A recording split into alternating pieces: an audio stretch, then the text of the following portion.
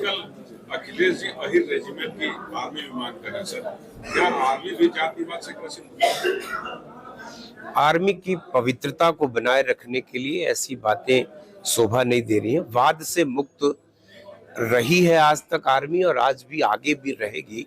इस तरीके से जातियों में बांटना आर्मी के, मैंने कहा ना, उसकी शुचिता और उसकी पवित्रता, ये दोनों बनी रहे। और हर देश के नागरिक को अधिकार है आर्मी में जाके देश की सेवा करने का। उसके लिए क्या जाति, क्या धर्म, क्या मजहब। तो हिंदुस्तान की आर्मी में सिर्फ भारतीय सैनिक, सिर्फ हिंदुस्तानी और भारतीय बन के लोग शामिल हो, ये हमारे लिए ज्यादा फख्र की बात है।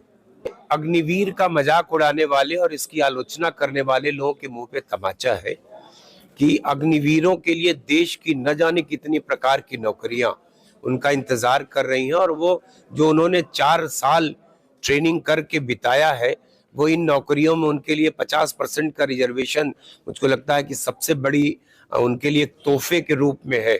और इसके अलावा भी आने वाले भविष्य में सरकार, चाहे केंद्र की सरकार हो चाहे प्रदेश की सरकारों ने जो वायदा किया है कि अग्निवीरों का सबसे अधिक महत्व दिया जाएगा इस तरह की भर्तियों में, ये बहुत ही शुभ संकेत है। देखिए, एसआईआर का निर्णय, इस देश की एक संवैधानिक संस्था है निर्वाचन आयोग, ये निर्वाचन आयोग का फैसला है।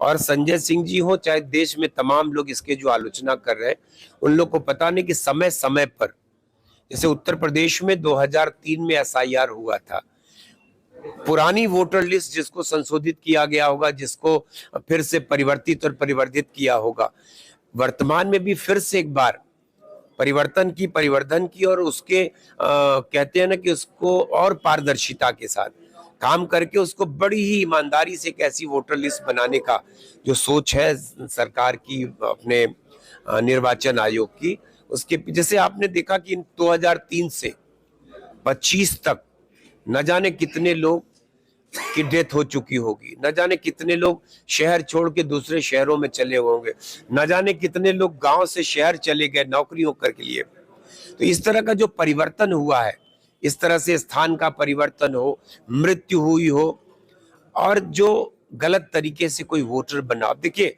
एक व्यक्ति का 3 जगह अगर नाम है तो कहीं न कहीं से जो पारदर्शिता है उस पे ये एक प्रश्न चिन्ह है।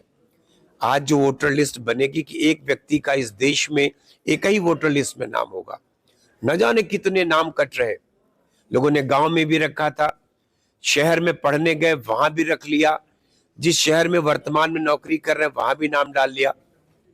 अब व्यक्ति को, पूरे देश के लोगों को इस बात को एहसास हो गया कि एक ही वोटर लिस्ट में नाम होगा, चाहे गांव रहे, चाहे शहर रहे, चाहे कहीं भी।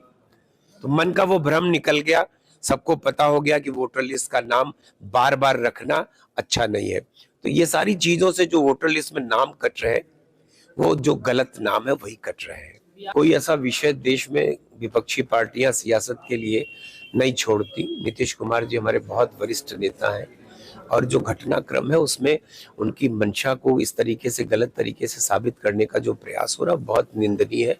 और मैंने कहा कि इस देश में विपक्ष को मुद्दों की सदैव तलाश रहती है, और हर विषय पर उनको नकारात्मकता के साथ उस विषय को वो परिभाषित करते हैं और प्रचारित करते हैं। जिस तरीके से सार्वजनिक प्लेस में किया गया, जानकारी ये मिली कि जिस महिला का इलाज था वो नौकरी करना छोड़ा। पता नहीं, हम लोग को बहुत जानकारी उसके बारे में नहीं है, लेकिन उसको अनावश्यक रूप से तूल नहीं देना चाहिए।